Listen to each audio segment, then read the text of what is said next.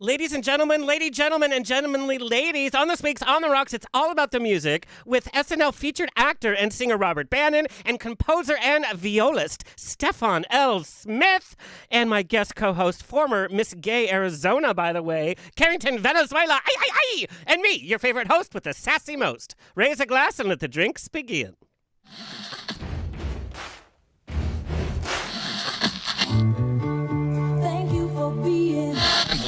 Life is a banquet, and most poor suckers are starving to death. I'd like to propose a toast. This is On the Rocks with Alexander, where I drink with your favorite celebrities as we talk about fashion, entertainment, pop culture, reality TV, and, well, that's about it. So pop a cork, lean back, and raise a glass to On the Rocks. Fasten your seatbelts. It's going to be a bumpy night. Ooh, listen to that applause.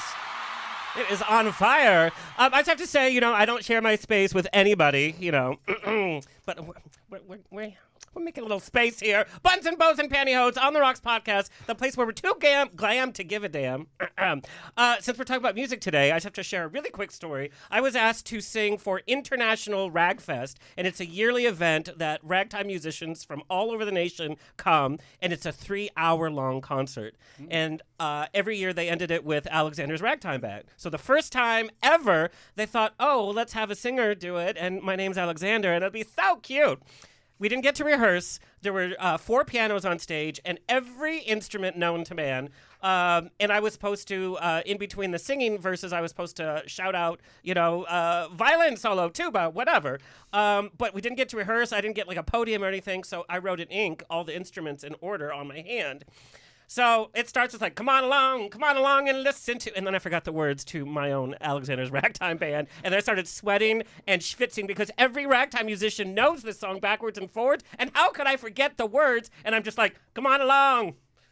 Come on along. Come on along. Anyway, it was time to announce the instruments, and I had sweat. I was so nervous and scared. All the instruments had, the ink had run down my hand. I couldn't read any of them, so I just started shouting out instruments that weren't even there. Nobody talked to me at the end of this 3-hour concert. It was one of the most embarrassing moments of my life, and I was not asked back.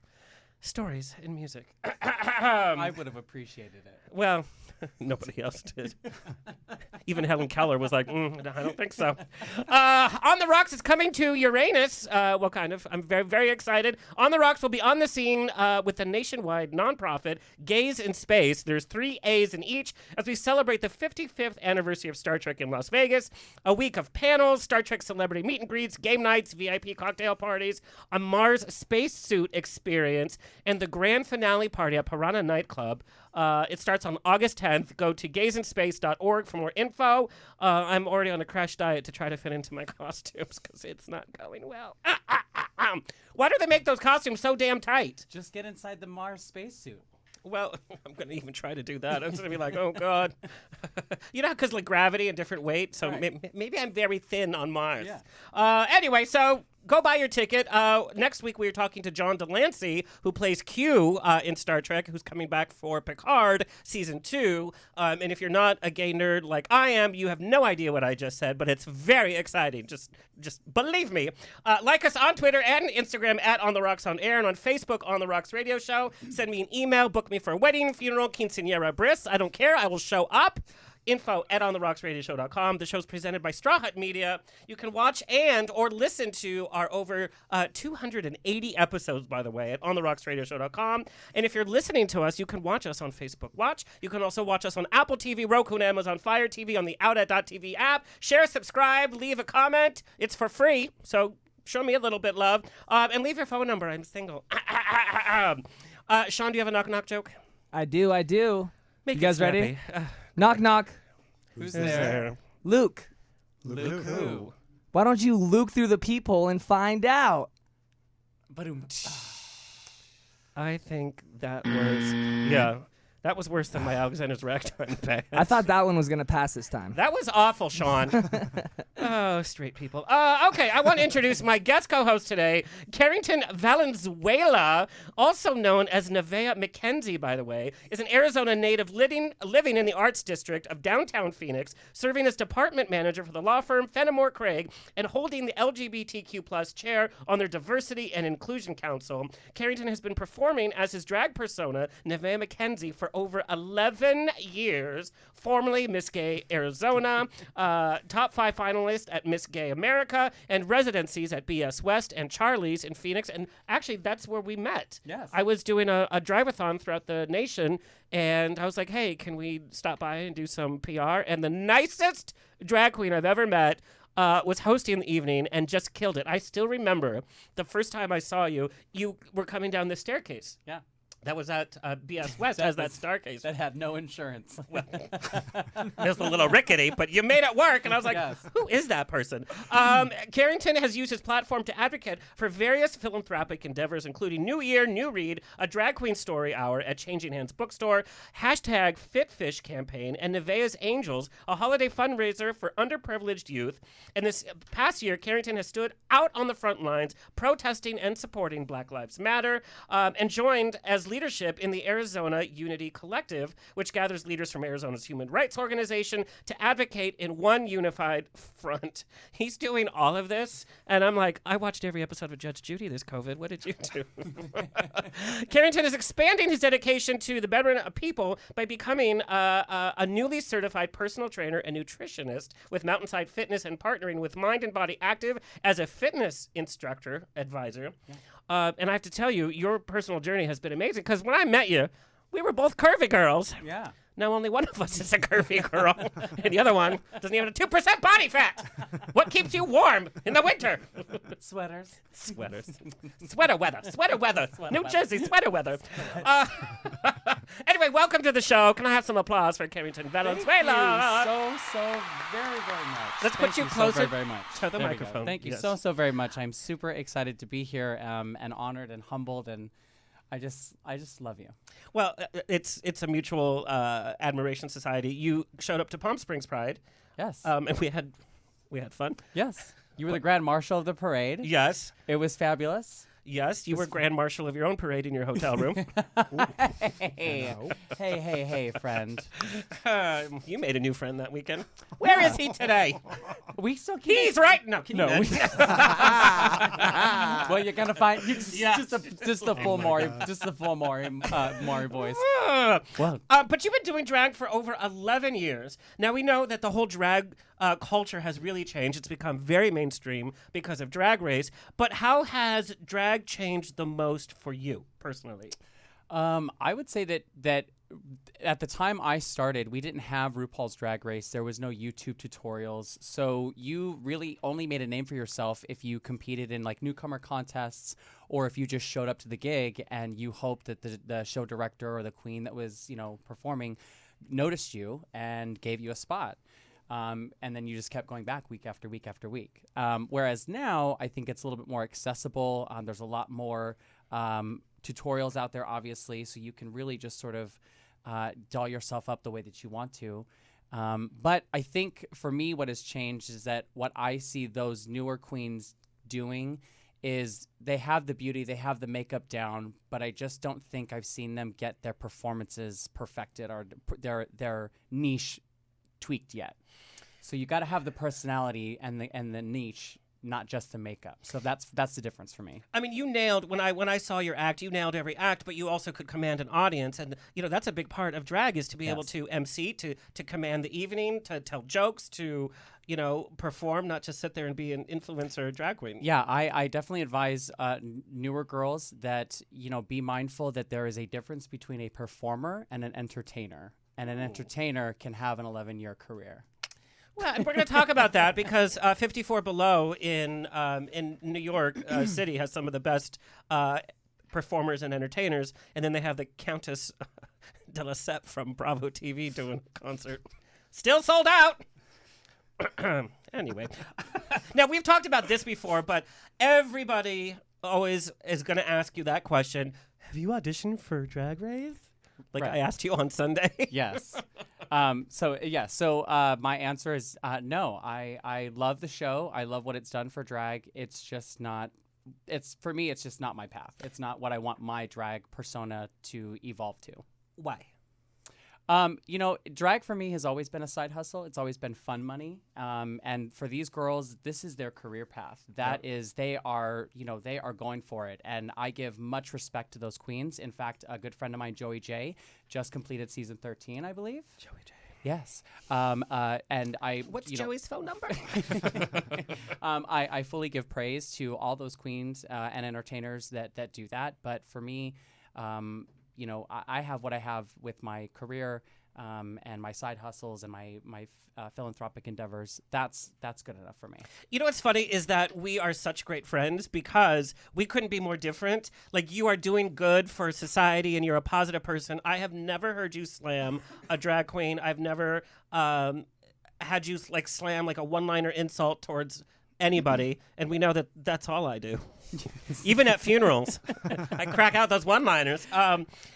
But we're so different. Yeah, no, but I think like we talked about, I think you and I, we get to the point quickly with people. Like, we don't get involved with other people's drama. Like, if you want to go to brunch, go to brunch. I don't need you to text us, 15 minutes later and be like, well, I'm in line, but my throat's what, Like, girl, He's just come probably to, listening. Well, that's fine. But, if you're going to come to brunch, sis. So I think polar opposites. That's the name of your cabaret show. Yeah, if you're going to come to brunch, come to brunch, sis. sis. But no, I think that you and I definitely appreciate each other in the relation that we just go directly to what we want right away. There's no fluff between you and I, and there's no fluff with those that come across from us. It's not harsh, but it's direct. Okay, let's talk about dating in drag.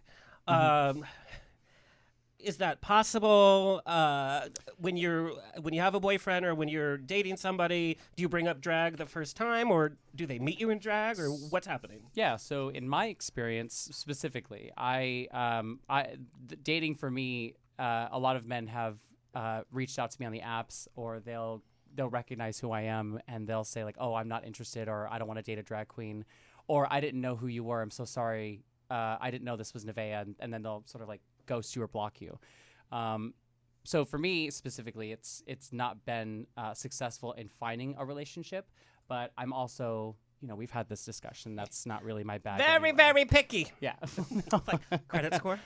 8 billion people in the world, sis, and you want to diminish that to half the population, diminish that to your state, diminish that to your county, diminish that to your zip code. Sis, the probability, those are low, but I'm fine. I'm completely content. I'm content. You are content. You're very, like, on your Instagram, you have date nights by yourself. Oh, yeah. With your regimented 2 pieces of pizza, no more. Hey, One glass of wine, no more. I went to DeSeno's Bakery near the Griffith Observatory. Yes. And I fucked up that pizza last night. Yeah, so I did 4 slices. Thank you.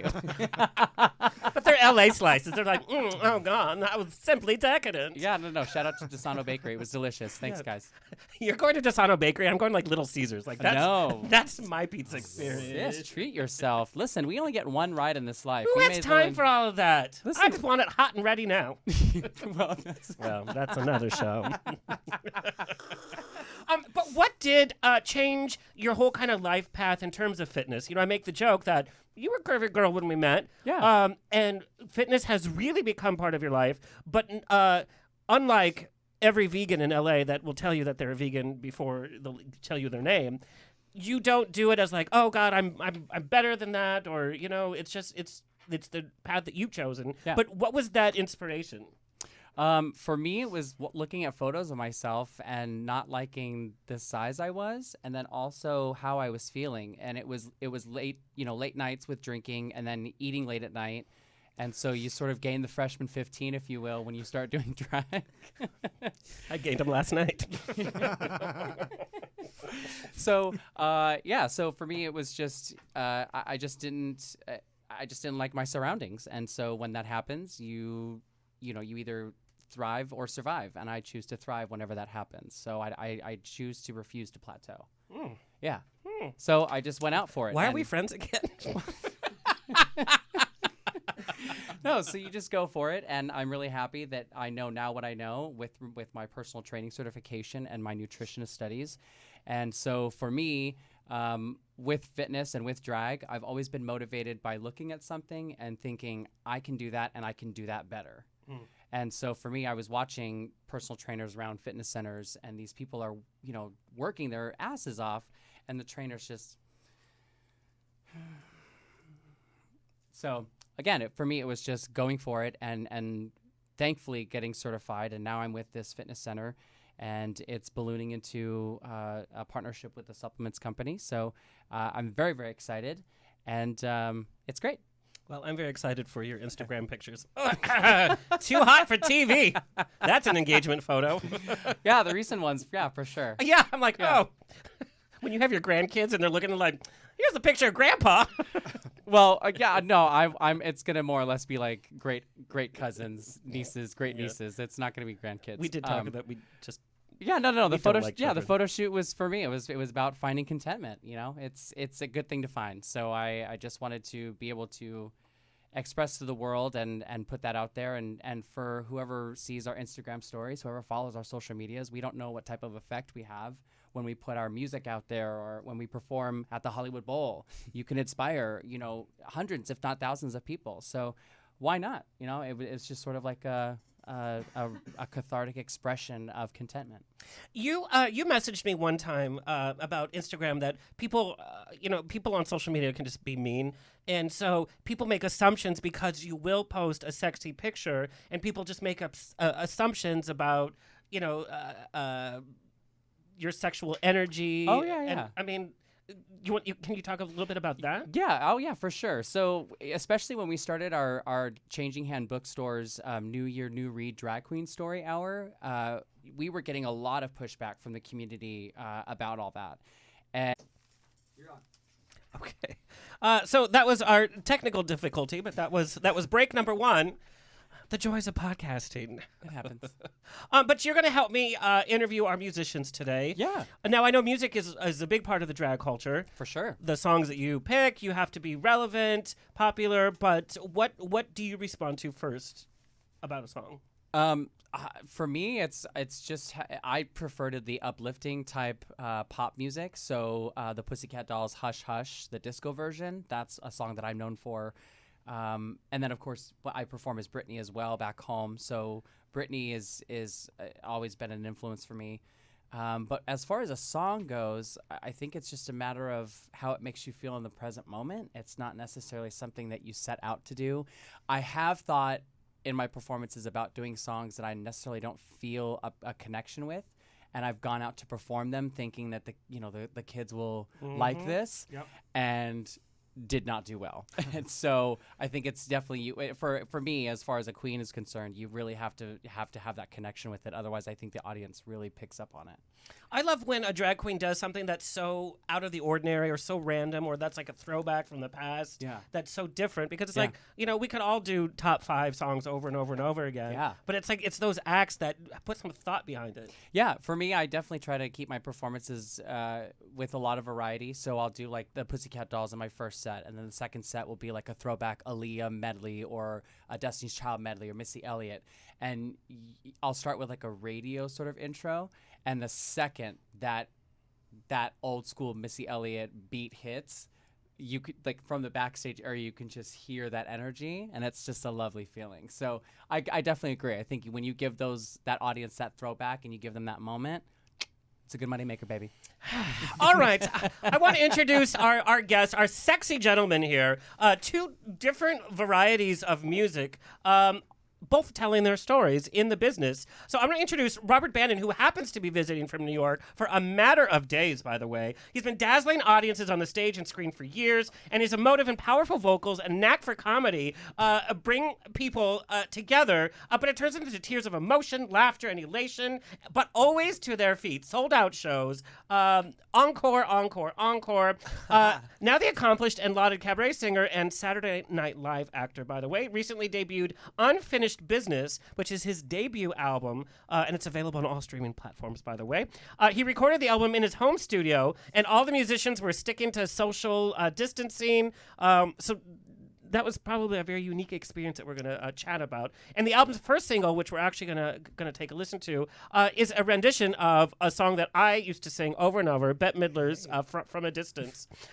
It went viral, and it's a tribute to the healthcare workers that have been supporting our efforts as a nation all throughout COVID.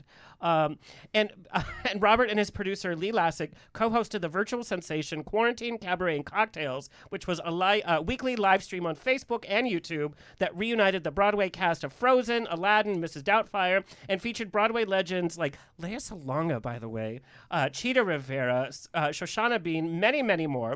In addition to his work on Saturday Night Live, for the past 3 years, he's performed with a number of rhythm and blues, jazz, and comedy icons, including Patti LaBelle, George Benson, and Whoopi Goldberg at legendary venues like Madison Square Garden, the Beacon Theater, and the Brooklyn Academy of Music. He did not do all of this. Yes, you did, girl. And he's traveled the country performing his hit one-man show, Unfinished Business, including at Feinstein's 54 Below, which we talked about. He was also in the national touring productions and regional productions of My Big Gay Italian Wedding, Rent, We Will Rock You, My Way, many, many more. He was admitted into the very first Juilliard prep class for musical theater under the direction of Broadway icon Burton Rossware. My mom wrote this. No, Burton Rouse. My mom definitely wrote this. Hi, Rose. Thank you. Go ahead. I'm like, when did this happen? He was also awarded Student of the Month. Thank you. Well, speaking of students, when he's not running the world, singing out show tunes, he also performs in the classroom as a 5th grade history teacher. Wow. Please welcome Robert Bannon. Thank you. I'm so happy to be here. After that, we have no time. Thank you. Good night. And that's all. Also joining us, Stefan L Smith has written music for concert halls, film, TV, video games, R&B, and pop songwriting, as well as having an extensive professional symphonic playing career. He has served as a principal and or acting principal violist with the Hollywood Studio Symphony, New West Symphony Orchestra, Riverside Philharmonic, Southeast Symphony Orchestra, Henry Mancini Institute Symphony and Chamber Orchestras, DePaul Symphony Orchestra, I can't even pronounce that one, but Civic Orchestra of Chicago, many, many, many others. He's also a sought-after on-screen musician where he can be seen on projects such as Modern Family, West Wing, The Voice, Glee, 90210, American Music Awards, and the BET Awards, just to throw out some big names out there. Hey. In 2013, he was appointed to the viola section of the Hollywood Bowl Orchestra, and you have to come visit the Hollywood Bowl. It is just amazing. He is the recipient of numerous awards, including the National Award of Merit at the National Fine Arts Festival 2000. And in 2013, he was invited to the UC Berkeley Young Musicians Program faculty, where he taught violin, viola, and music composition. He's also the artistic director of Fever's Up Candlelight Chamber Series in LA, as well as the artistic director of the Metropolitan Chamber of Musicians. And I have to say something about Stefan. So I do cabarets like every 6 months or once a year, and my cabarets are not on the level that we've been talking about, but I have to tell you the attention and the energy that he brings to playing violin for me, playing the viola for me. We have such a great time doing these shows together. Sure. And it's a true statement to his professionalism that, it doesn't have to be at the Hollywood Bowl, but he's there giving it his all and making it a fun journey and a fun friendship, by the way. Those memes and your messages, they keep you going. So please welcome Stefan L Smith. Thank you. Thank you, guys. Sean, can we see the on-screen? Thank you. We're having technical difficulties. Testicle difficulties. Testicle difficulties. So, Robert, I have to know Unfinished Business. So it's your hit one-man show, but why now release the album? What was that point that you're like, you know what, this is the moment?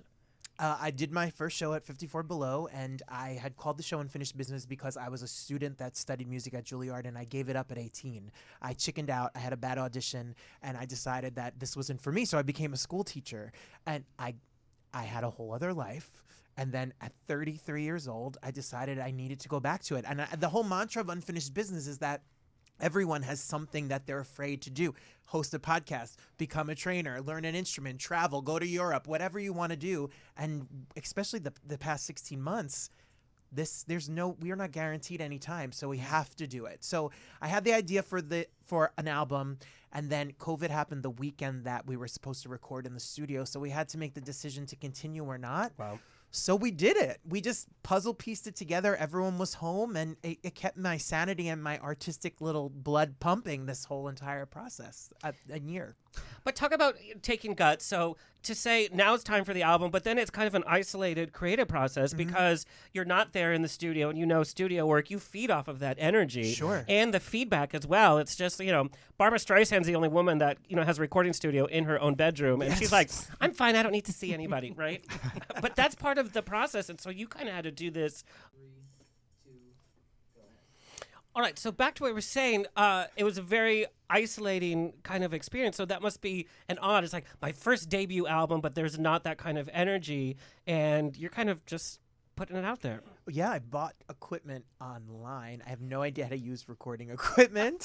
I had to get a lot of help, and one thing I know for sure is that a lot of people know a hell of a lot more about this stuff than I do. So it was definitely a lot of mentors and help and support, and I'm just nuts. Like, I just came up with this idea while I'm home with the students on Zoom, and I'm just like, you know what I think I need to do? I don't know. It's just another day, another chapter, just keep moving and growing. So we did it. I have to hear about this awful audition. You auditioned for Rent on Broadway. You know your research. You were 18 years old. Yes. Number one, 18 and Rent, that's a little young for that kind of Absolutely material. But it traumatized you to such a point that you literally left your career. And you had been singing since the age of what, like 12? 12 years old. Yes. And you just walked away. Yeah, well, I was singing from 12 until about 15. I got sick, and I had to take a time off. I got meningitis, and I was homeschooled for a while, and then I decided to jump back into things, and I sent out these awful headshots with these frosted Justin Timberlake tips, and a denim jacket, and I got called in for Rent, and they wanted me to learn One Song Glory, and it was before YouTube, and I didn't know the words. The words are so tricky and hard.